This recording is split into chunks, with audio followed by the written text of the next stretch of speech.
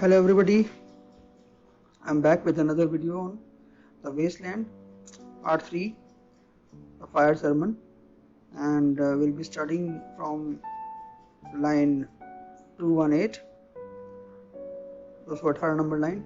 I, Tiresias, though blind, throbbing between two lives. Now Tiresias जो है उसका mention पहली बार पोएम में मिलता है हमें कि Tiresias जो है वो blind है, throbbing between two lives, and he is throbbing between two lives मतलब he is also, or we can say he is both a male and a female. उसको हेला जो है गॉडेस है उसने अभिशाप दिया था because he saw two snakes meeting और उसको उसने अलग कर दिया था. तो भगवान नहीं देवी हेला जो है उन्होंने उसको अभिशाप दिया था कि you will be both male and female. Now old man with wrinkled female breasts. He is old, बूढ़ा हो चुका है बहुत, and wrinkled झुर्रियां पड़ी female breast. Female breast Hindi बोलने की आवश्यकता नहीं है. Can see at the violet hour. Can see मैं देख सकता हूँ at the violet hour at evening. The evening hour that strives homeward. Now शाम के समय कैसे लोग जो हैं घर की तरफ जाना चाहते हैं. यहाँ पे भी ट्रांसफर्ड एपिथेट का एग्जाम्पल हो जाएगा. क्यों? क्योंकि इवनिंग आवर स्ट्राइव नहीं करते हैं, पीपल स्ट्राइव करते हैं. So and brings the sailor home from sea, और सेलर्स जो हैं वो भी समुद्र से घर पे आ जाते हैं. सैफो जो ग्रीक पोइटेस थी उसकी लाइन्स हैं. ऑन द इवनिंग स्टार नाम है पोएम का. ये अंग्रेजी वर्जन है, Greek version I don't know. On the evening star, तो उससे ये लाइन ली गई है. The typist home at tea time clears her breakfast lights her stove and lays out food in tins. Typist जो है एक फीमेल है, वो अपने घर पे आ गई है शाम को चाय के समय पर. क्लियर्स हर ब्रेकफास्ट, नाश्ते के समय उसने जो खाया था उसको साफ करती है, बिल्कुल जल्दी होती है जाने की. नाश्ते का सामान जो बर्तन वर्तन है वो बिखरे पड़े हैं उनको साफ करती है. लाइट्स हर स्टोव, अपना स्टोव जलाती है. And lays out food in tins, और जो डिब्बे वाला खाना है, डिब्बों वाला खाना, उसको बाहर निकालती है बाहर पकाने के लिए. आउट द विंडो, और बाहर खिड़की के. पेरियसली मतलब डेंजरसली वैसे तो, लेकिन यहाँ पर अस्त व्यस्त, स्प्रेड बिखरे हुए हैं. हर drawing combinations touched by the sun's last rays. Combinations यहाँ वर्ड यूज किया है उसने. उसके जो गारमेंट्स हैं वो है ना, इनर गारमेंट्स खासकर, तो उसके जो सूखने के लिए डाले हुए कपड़े हैं, they are touched by the sun's last rays. सूर्य की आखिरी किरणें छूती हैं उनको, मतलब सूर्य छिपने वाला है. On the divan are piled at night her bed, और दीवान जो है, जो रात को उसका बेड भी होता है, आर पाइल्ड ढेर लगा हुआ है. Stockings, slippers, camisoles and stays. Now stockings जो है टांगों पे पहनने वाला पतला कपड़ा होता है जो अंदर से पहनते हैं गर्ल्स, वीमेन इंग्लैंड की. स्लीपर्स वर्ड जो यूज किया यहाँ पे वो नॉर्मल जो घर पहनने वाली चप्पल होती है वो. कैमिसोल्स एंड स्ट्रेज. कैमिसोल्स जो उसको अपन अंग्रेजी में स्लिप्स बोल सकते हैं, ये अपर गारमेंट होता है, अंडर गारमेंट जो फीमेल पहनती हैं. मैं ज़्यादा डिटेल में नहीं जाऊँगा इनके. एंड स्टेज, और स्टेज जो है ये भी अपर पार्ट पर पहना जाता है, लेकिन ये पुराने ज़माने में, खासकर आप पुराने ज़माने की मूवीज देखो अगर, तो फीमेल से बहुत ही टाइट सा कुछ कपड़ा पहनती थी. किसके लिए? ताकि उससे वो अपने बॉडी को डिजायर्ड शेप दे सके, उसके लिए वो पहनती थी.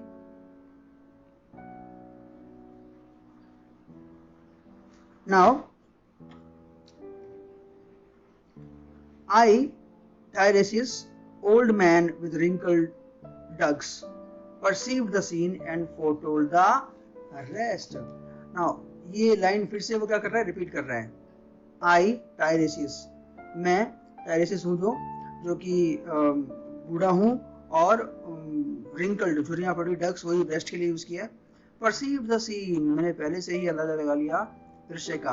एंड foretold the rest, और बता दिया कि अब क्या होने वाला है. Means he actually knows what is going to happen now. I too awaited the expected guest.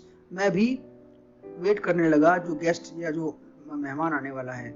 He, the young man carbuncular, arrives. एक यंग मैन है जिसके चेहरे पर क्या है, कील मुहासे के दाग है. कार्बनकुलर मतलब जिसके मुंह पे बहुत सारे कील मुहासे हों. अराइव आता है वो. A small house agents clerk, और वो एक कोई स्मॉल हाउस एजेंट है मतलब प्रॉपर्टी का काम करते हैं, उसके पास क्लर्क का काम करता है ये। यानी पहली बात तो वो व्यापारी ही वो छोटा है, उसके बाद ये उसका क्लर्क है ना, विद वन बोल्ड स्टेयर। और उसका जो स्टेयर है, देखने का तरीका है, बहुत ही बोल्ड है। बोल्ड है मतलब कॉन्फिडेंस है उसके अंदर। वन ऑफ द लो, उन छोटे नीचे तबके के लोगों में से एक है, लो बोल्ड बोल सकते हो इसको। ऑन होम अश्योरेंस सिट्स, जिनके पास अश्योरेंस रहता है, जिनके पास कॉन्फिडेंस रहता है, किसकी तरह, एज ए सिल्क हैट, जैसे कि एक सिल्क की हैट होती है। और ना ब्रेडफोर्ड मिलीनियर, ब्रेडफोर्ड कस्बे का नाम है, ब्रेडफोर्ड के किसी बहुत ही मिलीनियर, उस समय लखपति होना बड़ी बात थी, के पास जैसे कि सिर पे जैसे सिल्क की हैट होती है ना, वैसे ही इसके पास कॉन्फिडेंस था। सिमिलर हो गया है कि नहीं। द टाइम इज नाउ प्रॉस्पिशियस, समय बहुत ही उचित है अब। एज ही गैस, जैसा कि वो गैस करता है। द मील इज एंडेड, खाना खत्म हो चुका है, मतलब भोजन कर चुकी है। She is board and tired, वो बोर्ड भी है और थकी हुई भी है दिन भर के काम से। एंडेवर्स टू एंगेज हर इन कैरेसेस, और वो प्रयास करता है कि वो उसको सहलाए। कैरेसेस मैंने सहलाना।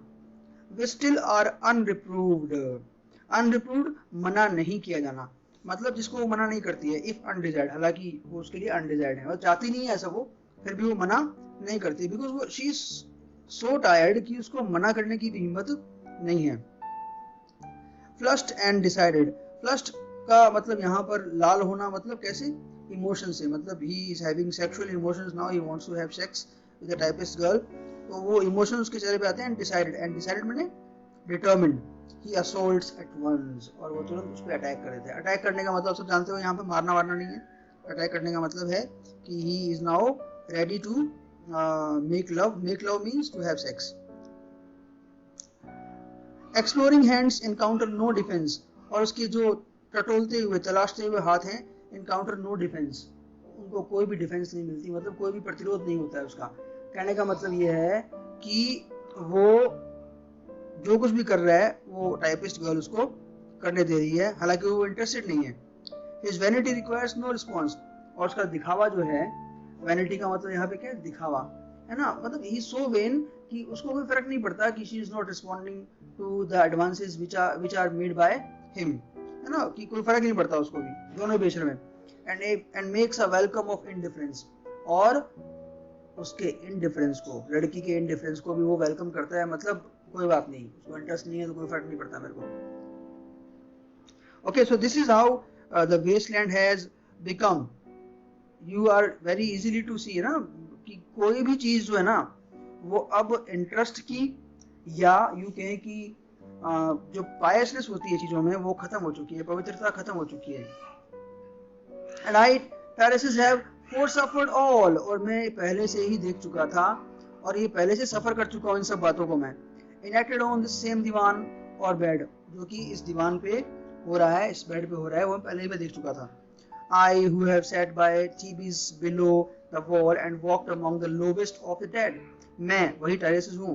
तो थीबीज जो है वो मिस्र की एक जगह है, जिसको इन्फर्नो में इस तरह मेंशन किया गया है कि वो हेल है, हेल के समान है।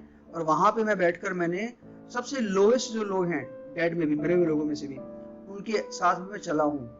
अब देखिए इसका मतलब क्या है, इसका मतलब ये है कि ये कंपेयर कर रहा है कि उन मरे हुए या डेड लोगों में सबसे नीच लोग जो थे उनके साथ चलना, उनको देखना, और ये जो सीन दीवान पे हो रहा है अभी उसको देखना, they are similar.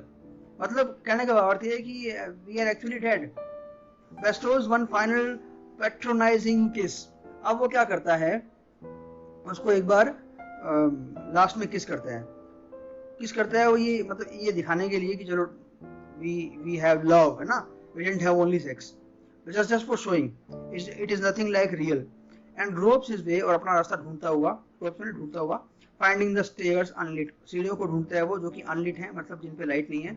she turns and looks a moment in the glass, वो मुड़ती है और शीशे में, मिरर में देखती है एक मोमेंट के लिए। hardly aware of her departed lover, उसको कोई फर्क ही नहीं पड़ता है कि उसका जो लवर है वो जा चुका है, डिपार्टेड में जा चुके हैं। Her brain allows one half-formed thought to pass, और उसके दिमाग में एक हाफ फॉर्म्ड, आधा अधूरा सा विचार भी पूरा नहीं है, आता है, क्या आता है, well now that's done and I am glad it's over, चलो हो गया ना, तो अच्छा हुआ हो गया, मतलब खत्म हुआ ये जो चीज होनी थी तो अच्छा हो गया, है ना, मतलब कोई फर्क नहीं पड़ता उसको। वरना if two lovers are having love, it matters for them, for both of them actually, but here it doesn't matter for any one of them. The boy turns and goes out of the room, and the girl doesn't even think about what happened. And even if she thinks a half formed thought, means a half formed thought comes to her mind, and what is that thought? हो गया तो अच्छा हुआ, चलो. When lovely woman stoops to folly and paces about her room again alone. ये when lovely woman stoops to folly जो है Goldsmith, जो है ओलिवर गोल्डस्मिथ का जो नॉवल था, विकार of the Wakefield, sorry it's not a novel, it's a drama, उससे लिया गया सॉन्ग है एक. और उसमें मैं आपको ज़्यादा नहीं बताऊंगा, शॉर्ट में बताता हूँ. उसमें इस सॉन्ग के माध्यम से बताया गया है कि जब सुंदर औरतें मूर्खता करती हैं और मूर्खता करके ऐसे अफेयर रख लेती हैं तो उनके पास लास्ट में फिर एक ही इलाज बचता है, मर जाना. लास्ट सार बता दिया मैंने आपको उसका. But now when lovely woman stoops to folly and paces about her room again, और ये मूर्खता करने के बाद फिर से अपने रूम में वो घूमने लगती है. अब मरना वरना कुछ नहीं है, यहाँ पे कोई फर्क ही नहीं पड़ता. She smooths her hair with automatic hand, अपने बालों को ऑटोमेटिक मशीन की तरह अपने हाथों से सहलाती है. And puts a record on the gramophone, और जो ग्रामोफोन है उसका जो म्यूजिक बजाने वाला यंत्र है उस पर वो गाना लगा देती है. This music crept by me upon the waters and along the strand up Queen Victoria Street. This music crept by me upon the waters. Tempest सी ली गई लाइन है ये, है ना. टेम्पेस्ट में ये लाइन जो है वो ये शो करती है म्यूजिक की पावर को और म्यूजिक के चार्म को. बट यहाँ पर देखो कॉन्ट्रास्ट, यहाँ पे म्यूजिक का कोई फर्क ही नहीं पड़ता. ये म्यूजिक जो है उस लड़की के लिए कोई फर्क नहीं पड़ता, लेकिन म्यूजिक जो है, इस music me upon by the waters, ये समुद्र से आता हुआ म्यूजिक है मेरे लिए. एंड अलोंग द स्ट्रैंड, और समुद्र के पास जो खाली जगह होती है उसको बीच भी बोल सकते हैं, उसको स्ट्रैंड बोलते हैं. और स्ट्रैंड से बीच से होता हुआ अब Queen Victoria Street, Queen Victoria Street तक ये जो गली है वहां तक पहुंच गया. O city city I can sometimes hear, city को एड्रेस कर रहा है. बोलने में आप बोल सकते हो कि इट इज अपोस्ट्रोफी. मैं कभी कभी सुन सकता हूँ beside a public bar in a lower Thames street. किसी लोअर टेम्स स्ट्रीट का मतलब है दो मतलब हो सकते हैं, कि लोअर का मतलब जो नीचे की तरफ है वो, और लोअर का मतलब वहां जहां पर लोअर क्लास के लोग आते हैं. टेम्स स्ट्रीट में the pleasant whining of a mandolin. Mandolin जो है हिंदी में कुछ लोग कद्दूकस भी बोलते हैं, पता नहीं क्या क्या बोलते हैं, बट मतलब जब अपन किसी चीज को छोटे छोटे टुकड़ों में काटना चाहते हैं उसके लिए मैंडोलिन का यूज करते हैं अपन. कद्दूकस मेरे ख्याल से ज्यादातर लोगों को समझ में आ गया होगा, तो स्लाइसेस बनाने के काम आता है. तो बार वगैरह में जब लोग बियर वगैरह या वाइन वगैरह पीते हैं तो उसके साथ जो सैलेड मिलता है उस सैलेड को काटने के लिए तो उसकी, और लिख देखिए प्लेजेंट है और वाइनिंग भी है. वाइनिंग जो है वो क्राई को बोलते हैं, दुख भरी. तो ये तो ऑक्सीमोरॉन हो ही गया. तो pleasant whining of a mandolin, में मैंडोलिन से निकलती आवाज सब्जियों को या सलाद को काटने की वो सुन पाता हूँ. And clatter and chatter from with in, और अंदर से मुझे क्लैटर एंड चैटर, कड़कड़ाने की चीजों के और अंदर से बातों की आवाज आती है. क्लैटर एंड चैटर जो है वो ओनोमेटोपी हो सकते हैं मतलब अंदर से मुझे आवाज आती है. Where fisherman lounge at noon, जहां पर फिशमैन मछुआरे जो है वो दोपहर को इकट्ठे होते हैं. Where the walls of Magnus Martyr hold, Magnus Martyr church का नाम है, पास में ही है उसकी. Where the walls of Magnus Martyr hold inexplicable splendour of Ionian white and gold. जहां पर मैग्नस मार्टर जो चर्च है उसमें इनएक्सप्लिकेबल, जिसको एक्सप्लेन नहीं कर सकते हैं, है ना. और आयोनियन में Roman, white and gold columns लगे हुए हैं, उसमें पत्थर लगा हुआ है गोल्ड कलर के और व्हाइट कलर के, शानदार. वहां पे ये चर्च भी है और वही पास में एक बार भी है जहाँ पे फिशमैन आते हैं. चलिए आगे एकदम बढ़ जाते हैं हम, रिवर पे, वापस रिवर पे आ गए हैं. The river sweats oil and tar. River जो है उसमें से क्या निकल रहा है? Oil and tar. Oil and tar है ना, मतलब जो टार होता है, टार ये क्या बोलते हैं इसको, जैसे अपन डामर वगैरह को बोलते हैं, या अपन यहाँ पे बोल सकते हैं जो पेट्रोलियम पदार्थों का वेस्ट है उसको, है ना. The barges drift with the turning tide. और जो बार्जेस बार्जेस एक तरह से लकड़ी के बहुत लंबे लंबे फ्लैट जो क्या बोल सकते हैं, लकड़ी के लंबे लंबे फ्लैट सतहें बोल सकते हैं, जो माल ढोने के काम भी आते थे पुराने टाइम में। And the barges drift with the turning tide, और जब टाइड मतलब जो ज्वार है वो उठता है जब, तो उसके साथ साथ बार्जेस जो हैं वो भी उठते हैं, मतलब जिसपे कोई नाव वगैरह चलती है वो भी उठते हैं। Red sails wide to leeward swing on the heavy spar, red sails लाल रंग की पतवारें जो हैं, वाइड चौड़ी, टू लीवर्ड, लीवर्ड का मतलब होता है हवा के साथ साथ बहना या हवा की तरफ पीठ करना, मतलब यह कि इसको हवा अपनी फोर्स से लेके जा रही हो। Red sails wide to leeward swing on the heavy spar, spar जो वर्ड यूज किया गया वो बड़ा एक मोटा मोटा जो है एक डंडा होता है जो मास्ट लगाने के काम आता है, उस पर जो सेल्स हैं वो हवा के प्रभाव के कारण क्या कर रहे हैं, वाइड ओपन हो रहे हैं, बहुत ज्यादा खुल रहे हैं। The barges wash drifting logs down Greenwich reach past the dog of Isle of Dogs, वेला ला ले वेला ला लेला। Now the barges wash drifting logs, और बार्जेस जो हैं ये यानी कि एक तरह से नाव भी बोल सकते हो आप, तो वो तैरते हुए लकड़ी के लट्ठों को वॉश कर रहे हैं, मतलब उनके ऊपर से निकल रहे हैं, कचरा को भी शो करता है, कचरा फैला हुआ है किस तरह से।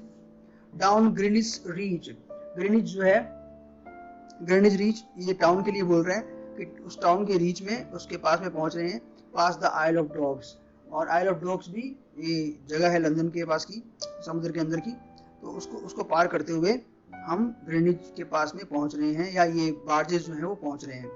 वे ला ला लेया वे ला ला लेया, ये वैगनर का ओपेरा है, उसकी लाइंस हैं, तो ये लाइंस जो हैं वो सैडनेस को रिप्रेजेंट करती हैं, किसको, याद रखना, सैडनेस को।